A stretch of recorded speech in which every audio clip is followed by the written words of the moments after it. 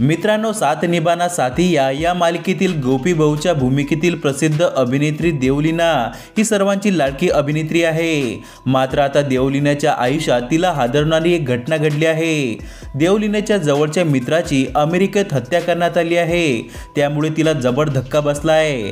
त्यामुळे देवलीनाने पंतप्रधान नरेंद्र मोदी आणि भारतीय परराष्ट्रपती डॉक्टर एस जयशंकर यांना या प्रकरणात लक्ष देण्याची विनंती केली आहे। देवलीनाने पोस्ट शेअर करत लिहिलं, माझा मित्र अमरनाथ घोष याची मंगळवारी संध्याकाळी अमेरिकेतील सेंट लुईस अकादमी परिसरात गोळी झाडून हत्या करण्यात आली आहे।